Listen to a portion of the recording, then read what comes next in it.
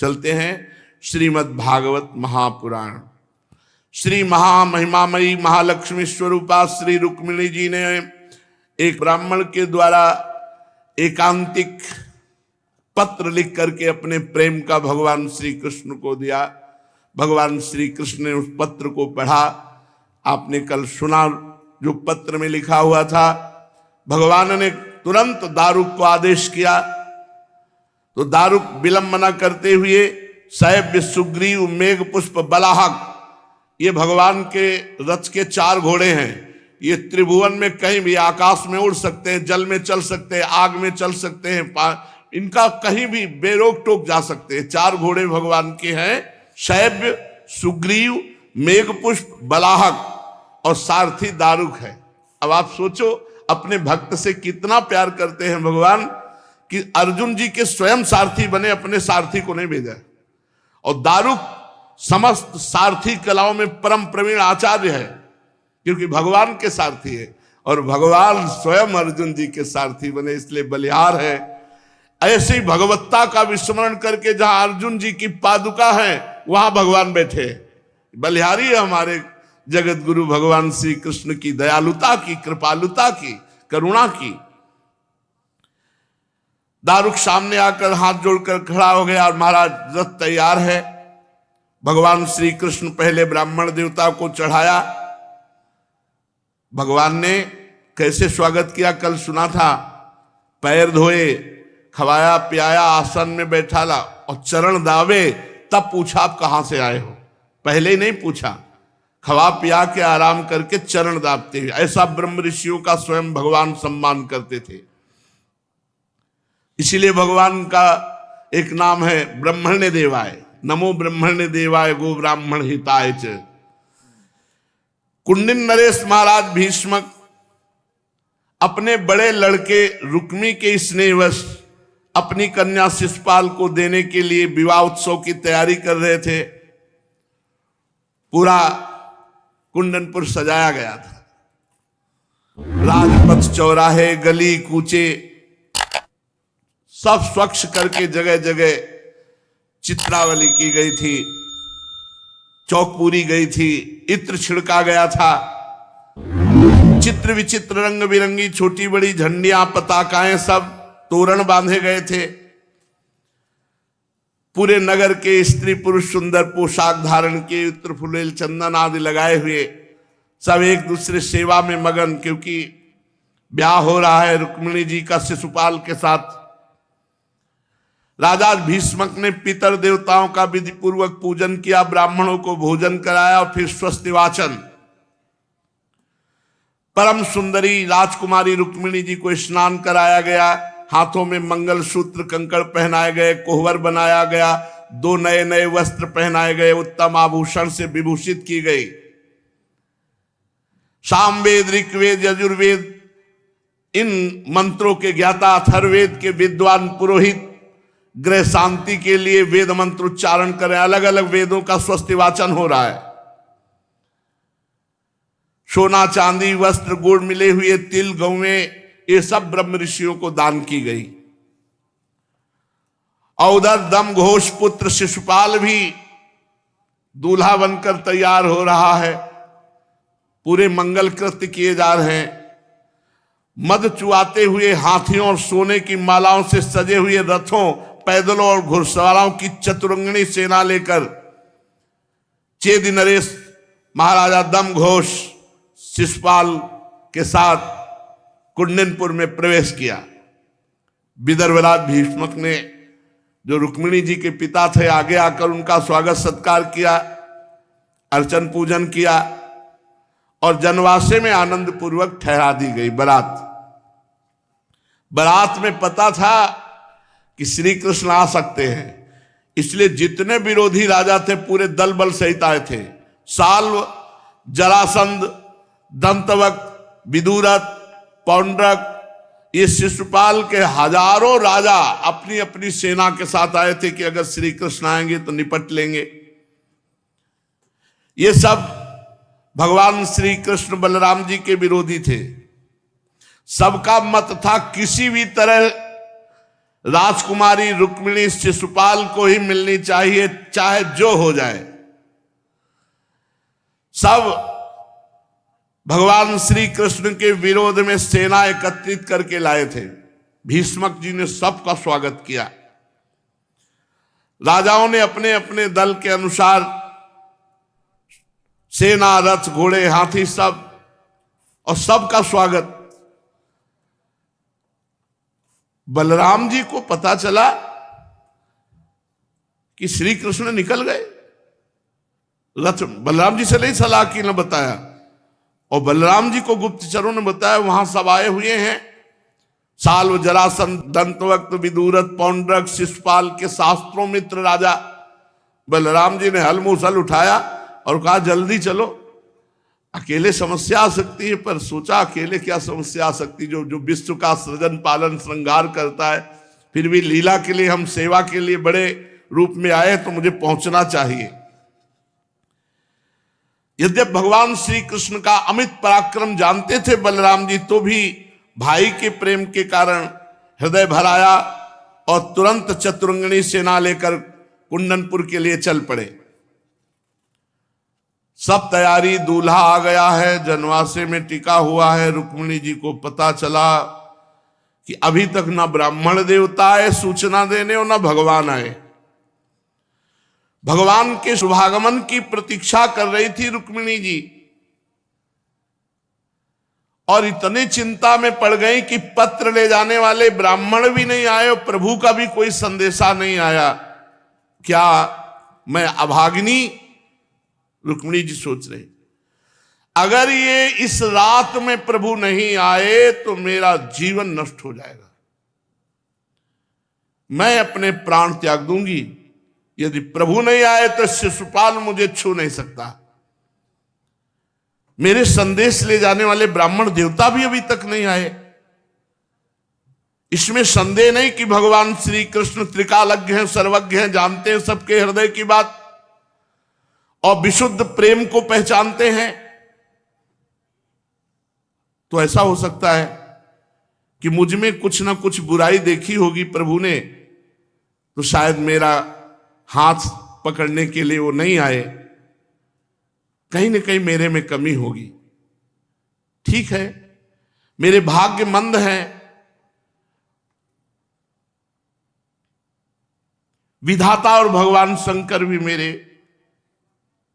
अनुकूल नहीं है। हो सकता है रुद्र पत्नी गिरिराज कुमारी पार्वती जी मुझसे अप्रसन्न हो। नहीं, ऐसा कैसे हो सकता था कि ना तो ब्राह्मण आए ना प्रभु आए। रुक्मिणी जी भगवान के चिंतन में इतनी डूब गई, रुदन करने लगी। उनका संपूर्ण मन, सारे मनोभाव भक्त मंचोर भगवान ने चुरा लिया था। सोचो, जब उस स्थिति को सोचो, जो दूल्हा पसंद नहीं वो आ चुका है ब्याह करने के लिए, पूरी तैयारी है, और जो प्राण प्रिय हैं उनकी कोई सूचना नहीं है। रुक्मिणी जी अपनी आंखों से आंसू बहाते हुए भगवान के चिंतन में तन्मय हो गई। इतनी हृदय में दाह पैदा हुई कि अगर प्रभु नहीं आए रात्रि भर में तो प्राण निकल जाएंगे। इतने में ही रुक्मिणी जी के बाईं भुजा, बायां नेत्र और बाईं जांघ एक साथ फड़की। स्त्री शरीर के लिए शुभ सूचक है। बामांग फरकने लगे। पुरुष शरीर में दाहिना और स्त्री शरीर में बाया। बड़ा हृदय में शीतलता हुई कि मेरी बाईं आंख फड़क रही, मेरी बाईं भुजा फड़क रही, मेरी बाईं जांघ फड़क रही। इसका मतलब प्रभु चल दिए हैं या पहुंचने वाले हैं। अभी वो इसी उधेड़ उनमें लगी हुई थी कि ब्राह्मण देवता ने पदार्पण किया, जो पत्र लेके गए थे। जो ही ब्राह्मण देवता गए तो देखा अशुभ प्रवाह करते हुए ध्यानस्थ श्री रुक्मिणी जी। तुरंत जय जय संबोधन किया। रुक्मिणी जी ने आंख खुला, देखा वही ब्राह्मण देवता। एकदम हृदय में प्रसन्नता छा गई और सहसा उठी और ब्राह्मण देवता को देखा तो ब्राह्मण देवता मुस्कुरा रहे थे। हृदय शीतल हो गया कि ये मुस्कुराहट बता, मुख प्रसन्न तन तेज विराजा कीलेश रामचंद्र कर काजा। ये हमारा भगवत कार्य हो गया। प्रभु आ गए, क्योंकि ब्राह्मण देवता मुस्कुरा रहे हैं। प्रसन्नता से खिला हुआ मुख देखकर ब्राह्मण देवता ने निवेदन किया, चिंता मत करो, भगवान श्री कृष्ण पधार चुके हैं, भगवान श्री कृष्ण पधार चुके हैं। ये सुनते ही बार बार भगवान शंकर को प्रणाम कर रहे हैं, बार बार पार्वती जी को प्रणाम कर रहे हैं, बार बार सब ऋषियों को प्रणाम कर रही हैं। महालक्ष्मी का अवतार श्री रुक्मिणी देवी जी हैं, और ब्राह्मण से भूरी भूरी प्रशंसा की। क्या कहा है प्रभु ने, कम शब्दों में बता दीजिए। उन्होंने प्रतिज्ञा की है कि तुम्हें वो खुद अपहरण करके ले जाएंगे, कोई नहीं छू सकता तुम्हें। रुक्मिणी जी का हृदय शीतल हो गया। भगवान की प्रतिज्ञा अमोघ होती है। भगवान के शुभागमन का समाचार सुनकर रुक्मिणी जी का हृदय आनंद से भर गया। रुक्मिणी जी ने ब्राह्मण देवता से कहा कि मैं क्या दे सकती हूं, बस तुम्हें नमस्कार करती हूं, इसके अलावा नहीं, क्या दे सकती तुम्हें। इस सूचना के बदले में अब स्वयं लक्ष्मी जी हैं, तो मैं स्वयं समर्पित हूं, प्रणाम करती हूं, इसके सिवा क्या दे सकती हूं। अर्थात समग्र लक्ष्मी ऐश्वर्य ब्राह्मण देवता के चरणों में समर्पित कर दिया। भीष्मक जी के गुप्तचरों ने सूचना दी कि तैलेक बलराम जी पहुंच गए, कहा बिना पूछे चल दिए थे। देखा कि भैया आ गए, थोड़ा सकुच गए। सूचना मिली कि श्री कृष्ण और बलराम बिना निमंत्रण के आ गए हैं। निमंत्रण नहीं पहुंचा था, क्योंकि रुक्मी द्वेष करता था। क्यों आ गए, तो कहा बड़ा भारी विवाह हो रहा, तो विवाह देखने आए, उत्सुकतावश विवाह देखने आए हैं। अब भीष्मक जी ने पूजन की सामग्री ली और जाकर भगवान को मधुपर्क, निर्मल वस्त्र, उत्तम उत्तम भेंट देकर बलराम जी की और श्री कृष्णचंद्र जी की पूजा की। भीष्मक जी बड़े विवेकी और बुद्धिमान थे। भगवान के प्रति उनके हृदय में अपार श्रद्धा थी, पर रुक्मी द्वेष करता था, बड़ा लड़का था और वो महाबलवान था। इसके कारण भीष्मक जी कुछ कर नहीं सकते थे। एक स्थान पे ठहराया। भीष्मक जी के यहां जितने निमंत्रण में राजा आए थे, सबको सूचना पहुंची श्री कृष्ण बलराम आ गए। सबके होश उड़ गए कि बिना निमंत्रण के आए, मतलब कुछ घटना घटेगी। जो संभावना थी वो घटना घटेगी। जब सुना श्री कृष्ण पधार गए, भीष्मक जी ने पूजन करके उनको स्थान भी दे दिया है, तब सब आपस में बातचीत करने लगे। तैयारी फिट, कुछ ना कुछ घटना घटेगी। श्री कृष्ण आए मतलब कुछ ना कुछ होगा। नगर के लोग दौड़े, श्री कृष्ण बलराम आए हैं। जो देखता वो यही कहता, हे भगवान गौरी शंकर, आप कृपा करो, अगर हमने जीवन में कोई दान पुण्य कुछ भी मंगल किया है तो वो मैं सब रुक्मिणी जी को देता हूं, रुक्मिणी जी का ब्याह इन्हीं से हो जाए। रुक्मिणी जी लायक तो सुंदर दूल्हा श्री कृष्ण ही है। ग्राम के सब लोग ऐसा कह रहे कि पवित्र मूर्ति श्याम सुंदर श्री कृष्ण के सिवा रुक्मिणी जी का और कोई दूल्हा नहीं हो सकता। यदि हमने इस जन्म में या पूर्व जन्म में कोई सत्कर्म किया हो तो हे विधाता, मैं झोली पसार करे मांगता हूं। नगर की स्त्रियां पुरुष सब यही कहते, विदर्भ राजकुमारी रुक्मिणी जी का पाणी ग्रहण स्वयं भगवान श्री कृष्ण करें। जिस समय प्रेम परवश पुरवासी लोग इस प्रकार बातचीत कर रहे थे, उसी समय तुरही बजी, सावधान, राजकुमारी रुक्मिणी जी अंतःपुर से निकलकर देवी पूजन के लिए जा रहे, सब सावधान। नगरवासी सब हटा दिए गए, मार्ग सुरक्षित, बड़े बड़े बलवान सैनिक सुरक्षा में, लाखों करोड़ों की संख्या में सुरक्षा में सैनिक। प्रेम मूर्ति श्री कृष्णचंद्र जी के चरणों का ध्यान करते हुए एक एक चरण कमल धीरे धीरे श्री रुक्मिणी जी बढ़ाती हुई पैदल ही भवानी शंकर जी के मंदिर में जा रहे हैं पूजन करने। मौन है, माता है, साथ में सहेलियां हैं और शूरवीर राज सैनिक दल के दल कवच पहने हुए, अस्त्र लिए हुए साथ चल रहे हैं। मृदंग, शंख, ढोल, तुरही, भेरी ये बाजे बज रहे हैं। ब्राह्मण लोग मंत्रोच्चारण करते हुए चल रहे हैं। महान सौंदर्य की सीमा श्री लक्ष्मी स्वरूपा रुक्मिणी जी धीरे धीरे चरण कमल बढ़ाते हुए जा रहे। ब्राह्मण आगे आगे स्वस्ति वाचन मंगल गान करते हुए, पीछे से मृदंग तुरही बज रही है। माता जी हैं और सहेलियां हैं, आसपास सब बड़े बड़े बलवान सैनिक हैं। पूजन की सामग्री लिए हुए सहस्त्रों सहेलियां हैं। साथ में गीत गाए जा रहे हैं, बाजे वाले बाजे बजा रहे हैं। सूतमागध बंदीजन दुल्हन के चारों ओर जय जयकार करते हुए बिरद बखानते जा रहे हैं।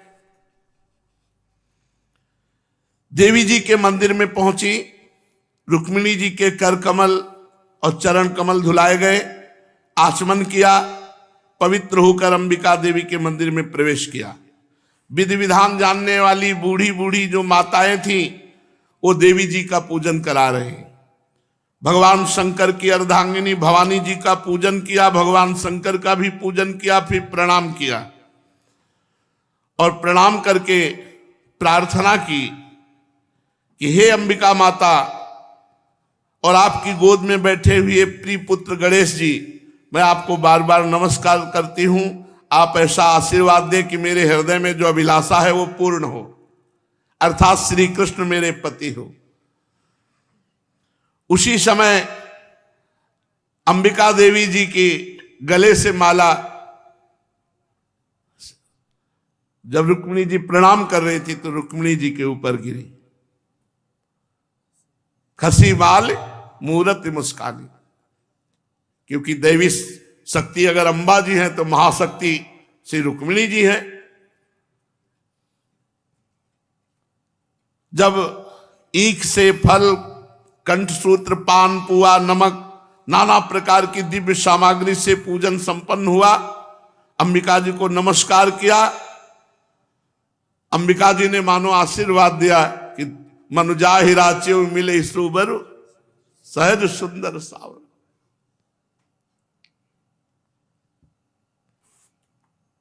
जन्म जन्म से जीव भटक रहा है, जब सब कृपा एक साथ उदित होती तब भगवान का अपनापन प्रकट होता है, भगवान से अपनापन होता है। ये तो भगवान ही है, रुक्मिणी जी के रूप में कोई और नहीं है, वही अर्धांग रूप में रुक्मिणी जी हैं। अब रुक्मिणी जी ने आचमन करके मौन व्रत तोड़ा और व्याकुल हो गई। कहां है प्रभु? रतन जटित अंगूठी है, सब जगह तो देख नहीं सकती। रतन जटित अंगूठी से ऐसे, क्योंकि वो इस अंगूठी में प्रतिबिंब पड़ेगा, इससे इसमें ऐसे देख रहे। एक सहेली का सानिध्य लिए हुए, कहां है मेरे प्रीतम, कहां है प्रभु? तो देखा रुक्मिणी जी ने कि बड़े बड़े वीरों को विध्वंस कर देने वाले कमल नयन भगवान रथ लिए खड़े हैं। हृदय शीतल हो गया। सोचो वो घड़ी कैसी होती होगी जो प्रभु के लिए तड़पते हैं और फिर प्रभु मिलते हैं।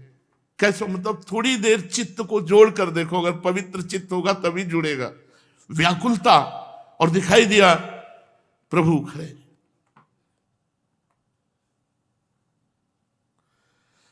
पहला काम श्री रुक्मिणी जी ने वीरता का किया। पल्लू हटाया और जितने शस्त्रधारी वीर थे सबकी तरफ लजीली चितवन से जे ही देखा तो ढाल तलवार सब गिर गए, सब मूर्छित हो गए। महासौंदर्य समुद्र लक्ष्मी जी का स्वरूप,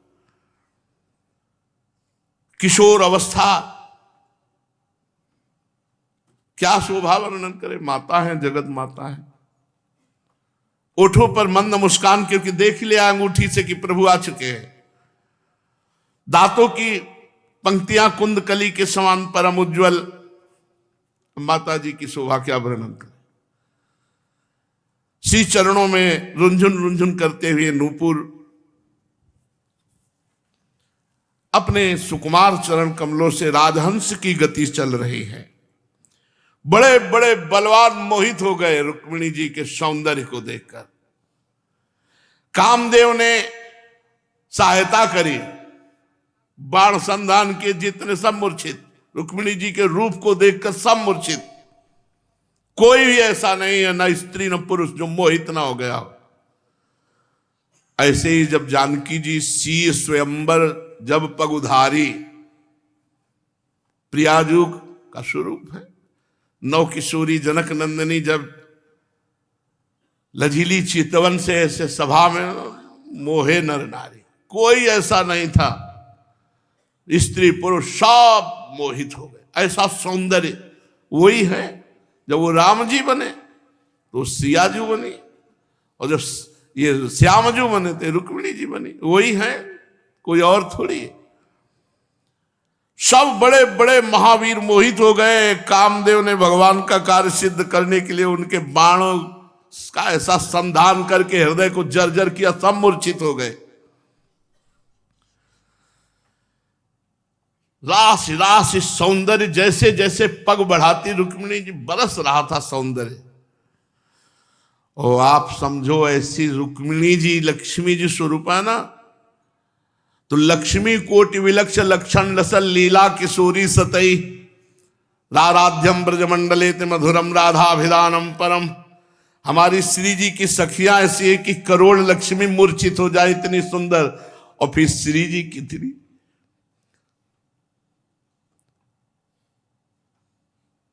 कुंजन के आंगन में जहां जहां पग धरे छवि के बिछौना से बिछाए तहां जाता है। जिधर हमारी महारानी जो चरण रखती है, शोभा सौंदर्य बिखर जाता है। कैसे कोई, जब भजन नहीं होगा तो बात ही समझ में नहीं आएगी। भगवान श्री कृष्णचंद्र जी को समर्पित जो है उसे कोई छू नहीं सकता। ऐसी लीला हुई कि जितने बड़े बड़े नरपति महाबली सुरक्षा में थे, सब ज्यों कहते हो चित्रवत रह गए। बड़े बड़े नरपति बेहोश हो गए, उनके हाथ से अस्त्र शस्त्र छूट गए, कुछ तो धरती पे गिर गए। इतना रूप का प्रभाव। भगवान श्री कृष्ण प्रतीक्षा कर रहे थे, सुकुमार चरणों से धीरे धीरे सखियों के साथ चलती रही। लजीली चितवन से अपनी अलकें हटाई और जहां देखा कि वो रथ पर, अब धीरे से नहीं चली, दौड़ पड़ी। जा रही थी ऐसे घर की तरफ और दौड़ पड़ी रथ की तरफ। भगवान श्री कृष्ण वही खड़े हैं और रथ पर चढ़ने के लिए जो ऐसे, तब भगवान ने हाथ पकड़ करके रथ पर चढ़ा लिया। अब वो राजा लोग तो होश ही में नहीं थे, जो रक्षा करने आए थे वो तो सब बेहोश ही थे। आराम से रुक्मिणी जी को रथ में बैठाला और आप चल दिए। जैसे सियारों के बीच से सिंह अपना भाग ले जाए, ऐसे भगवान श्री कृष्ण, और जे भी भगवान श्री कृष्ण रुक्मिणी जी को लेके चले तो यदुवंशियों की जो अपार सेना भगवान बलराम जी के साथ सुरक्षा कवच चारों तरफ से रथ को घेर लिया। जब शिशुपाल को पता चला कि मोर तो हम रखे हैं, दुल्हे ले गए श्री कृष्ण। सोचो कितनी भारी अपमान की बात है। वो भी महावीर है, कोई ऐसे थोड़ी गिन गिन के रोज गालियां देता था श्री कृष्ण को। बुआ का लड़का है, और वैसे तो भगवान का पार्षद जय विजय है। रोने लगा, दुल्हन गई। जरासंध ने कहा चिंता मत करो। अब अभिमान में बड़ा हुआ जरासंध, उसने कहा चिंता मत करो। अरे धिक्कार सब राजाओं, यदि सबके होते हुए श्री कृष्ण रुक्मिणी का हरण करके ले जाए, जैसे कोई सिंह के भाग को हरिण ले जाए, ऐसे हम जैसे सिंहों के सामने वो श्री कृष्ण रुक्मिणी का हरण कर ले जाए। चलो परीक्षित, अब तो जरासंध, दंतवक्र, बड़े बड़े राजा क्रोध से आग बबूला हो गए, कवच पहन पहन कर वाहनों में बैठ करके सब श्री कृष्ण का पीछा करने लगे। यदुवंशियों के सेनापतियों ने देखा कि ये शत्रु दल हम पर आ गया है, सब घूमकर खड़े हो गए, धनुष टंकार करने लगे। पहले जरासंध आगे था तो घोड़ा, हाथी, रथ, सैनिक काट काट के फेंकने लगे। यदुवंशी भगवान के बल से बलवान है, जैसे मूसलाधार वर्षा होती ऐसे बाणों की वर्षा प्रारंभ हो गई। रुक्मिणी जी डर गई, क्योंकि युद्ध कभी देखा नहीं था महलों में रहने वाली। तो भगवान श्री कृष्ण ने कहा तुम केवल मेरी ओर देखो, उधर देखो ही मती, तुम मेरी ओर देखो और देखना तुम्हारी सेना कैसे इनको नष्ट कर देती है। सुंदरी डरो मत, ये तुम्हारी सेना है, अब तुम हमारे साथ हो तो तुम्हारी सेना है, तुम्हारी सेना तुम्हारे शत्रुओं की सेना को अभी नष्ट कर डालेगी। और इधर गद, शंकरषण, बड़े बड़े पराक्रमी यदुवंशी अपने बाणों से, अस्त्र शस्त्रों से वीरों के कुंडल मंडित सर को काटने लगे।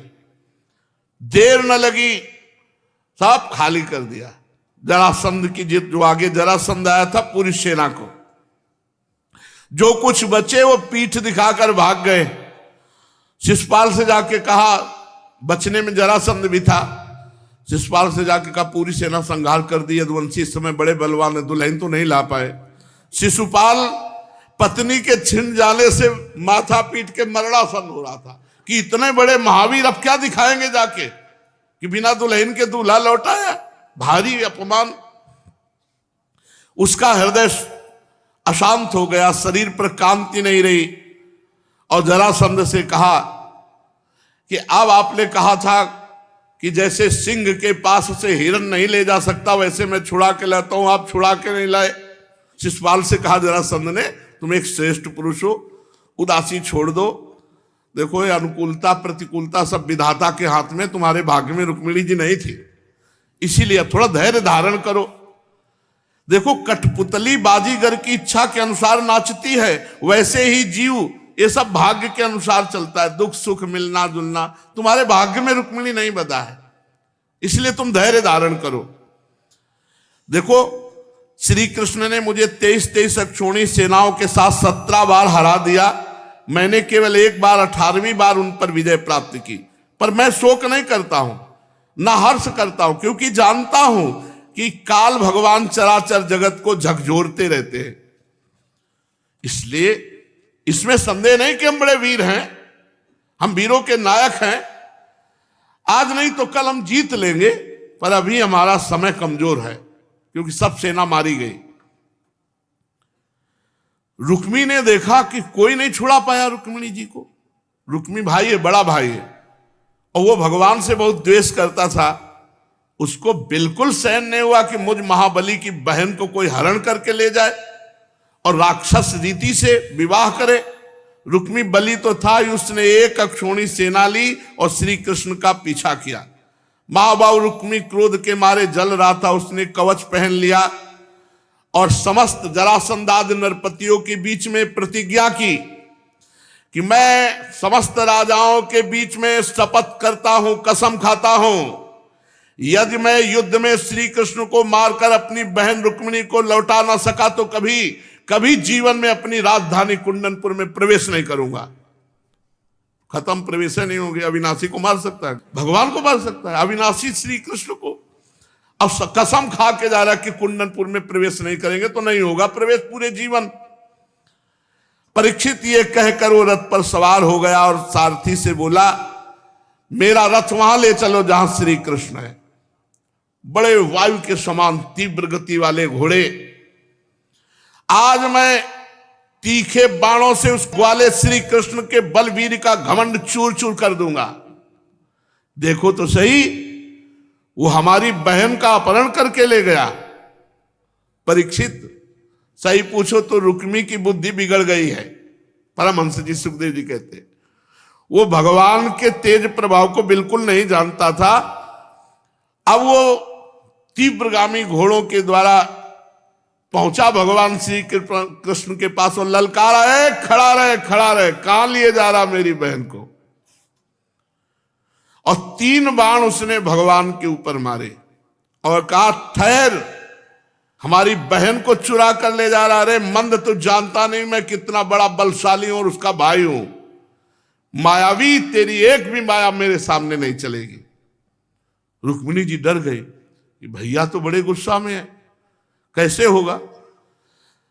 3 बाण मारे और कहा छोड़ मेरी बच्ची को। छोटी बहन है तो बच्ची के समान, भाग जा अभी प्राण बचा के। भगवान श्री कृष्ण ने 3 बाणों को निकाला, मुस्कुराते हुए उसका धनुष काट दिया और 6 बाण उस पर मारे। 8 बाण, 2-2 बाण घोड़ों पर, 4 घोड़ों पर, 4 घोड़े मर गए।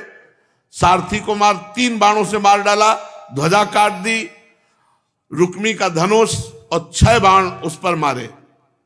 रुक्मी ने दूसरा धनुष उठाया, फिर भगवान ने काट दिया। परिघ, पट्टी, सूल, ढाल, तलवार, शक्ति, तोमर, जो जो अस्त्र भगवान के लिए उठाता भगवान उसको नष्ट कर देता। इसके बाद भगवान कूद पड़े रथ से और जोर से रुक्मी को पकड़ लिया। रुक्मी ने छोटी तलवार निकाली जो अंतिम में पास रखी जाती है और भगवान को मारने, भगवान के बल के आगे क्या चलेगा।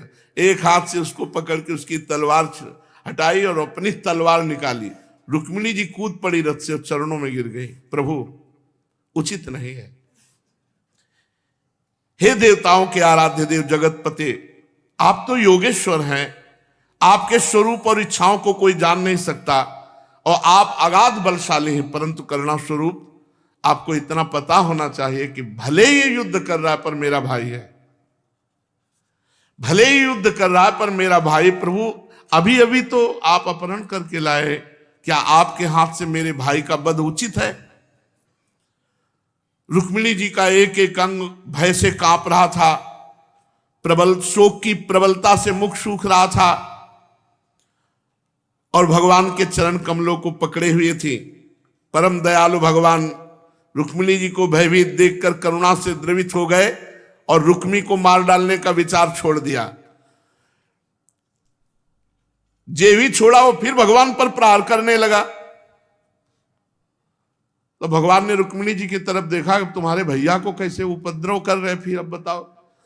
फिर मारने की चेष्टा की तो भगवान ने जैसे किसी पशु को गिरा देला, गिरा के और उसकी के दुपट्टा से पहले पैर बांधे और फिर हाथ बांधे और फिर रथ के पीछे डाल लिया कि जिज्जी के पास बैठ थोड़ी देर, बहुत मेहनत कर लिया तूने।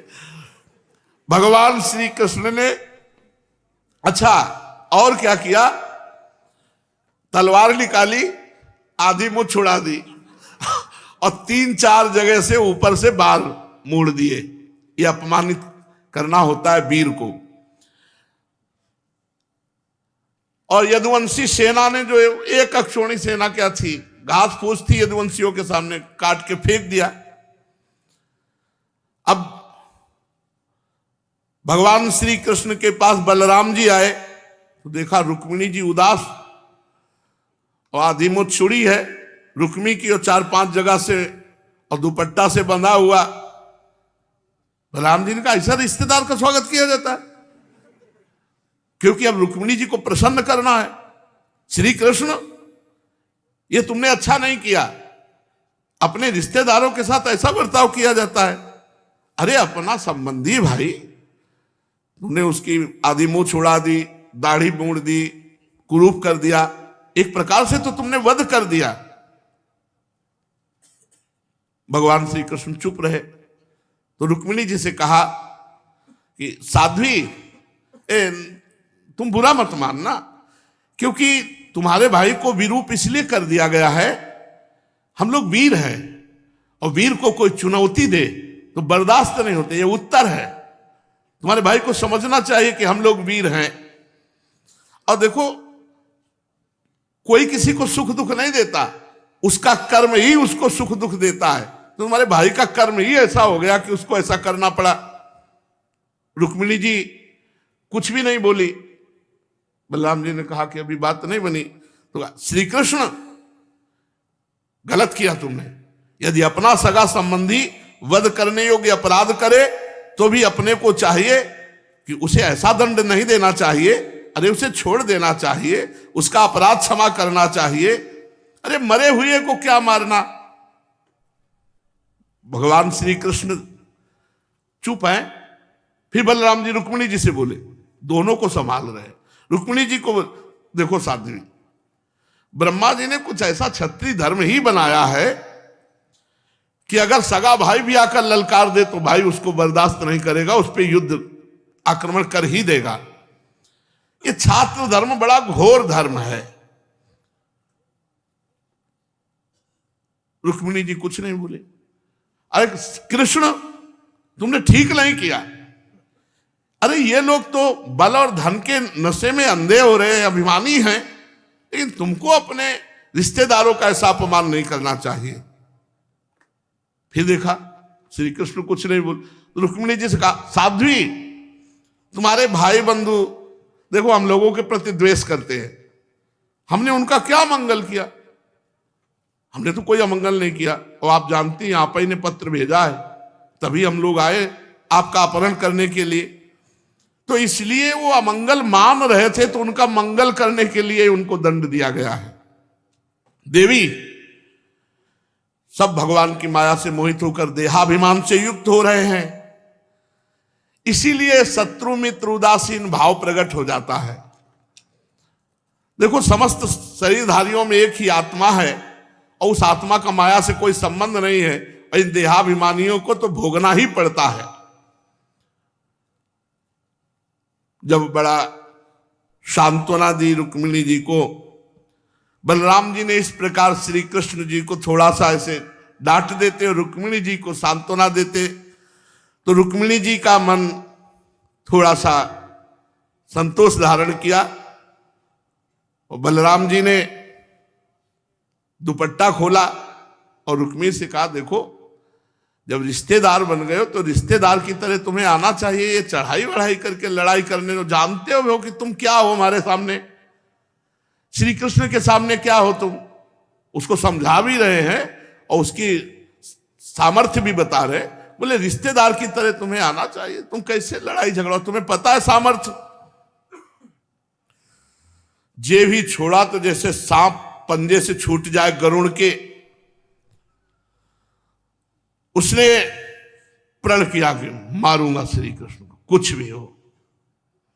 क्योंकि पहला कसम खा चुका था कि अब कुंडन पर तो जा नहीं सकता, तो उसने भोजकट नाम की एक बहुत बड़ी नगरी बसाई और प्रतिज्ञा कर लिया कि मैं श्री कृष्ण को मारूंगा, कहीं भी कैसे भी। ये नहीं समझ पा रहा कि श्री कृष्ण को मारने का मतलब है अपनी बहन को ही दुख पहुंचाना। कुंडनपुर में तो प्रवेश हुआ नहीं, भोजकट नाम की नगरी बसा ली और हृदय में संकल्प किया कि श्री कृष्ण का वध करूंगा, और क्रोध पूर्वक रहने लगे। भगवान श्री कृष्ण इस प्रकार समस्त राजाओं को जीत लिया और विदर्भ राजकुमारी रुक्मिणी जी को द्वारिका में लाए। पूरी द्वारिका सजाई गई और बहुत मंगल विधि पूर्वक भगवान ने पाणी ग्रहण संस्कार विवाह किया। हे राजन, उस समय द्वारिकापुरी में घर घर बड़ा उत्सव मनाया जाने लगा। क्यों न हो, क्योंकि महामहिम भगवान श्री कृष्ण द्वारिकापुरी में अब महालक्ष्मी के साथ पधारे हैं। सभी नर नारी मणियों के चमकीले कुंडल धारण किए हुए आनंद से भरकर चित्र विचित्र वस्त्र पहने दूल्हा दुल्हन को अनेकों आशीर्वाद और भेंट सब द्वारिकापुरी के लोग दे रहे हैं। तो हम वृंदावनवासी भी आशीर्वाद देते हैं कि दूल्हा और दुल्हन ऐसे ही आनंद मगन रहें, और हे रुक्मिणी जी, आपका सुहाग ऐसे ही दिन प्रतिदिन आपको सुख पहुंचाता रहे। समस्त द्वारिकावासी भगवान श्री कृष्ण और रुक्मिणी जी को हृदय से आशीर्वाद देते हैं। श्री रुक्मिणी जी और भगवान श्री कृष्ण का विवाह संपन्न हुआ। अब तो द्वारिका आनंदमयी, क्योंकि स्वयं भगवान और स्वयं महालक्ष्मी विराजमान हो गई। अब कौन सा ऐश्वर्य, कौन सी सिद्धियां, कौन सी रिद्धियां बकाया रह गई जो द्वारका की गलियों में बिखरी न फिरती हो। ऐसे द्वारिकाधीश भगवान श्री कृष्ण और महामहिम श्री रुक्मिणी जी के चरणों की वंदना करते हैं कि हमको हमारे प्रभु श्री वृंदावनाधीश्वर और वृंदावनाधीश्वरी के चरणों में प्रेम हो, क्योंकि रिटर्न गिफ्ट भी मिलनी चाहिए। आपको दिया तो आप भी हमें दें, कि हमारी लाडली जो, हमारे लालजू, इनमें हमारी ऐसी आसक्ति हो कि इनके सिवा आंख उठाकर कुछ और देखने की इच्छा न हो। अगर आंख उठे भी तो केवल आप ही दिखाई दो। पी मूरति नैनन बसै तेहि रस रहे समाय। श्री राधा वल्लभ लाल।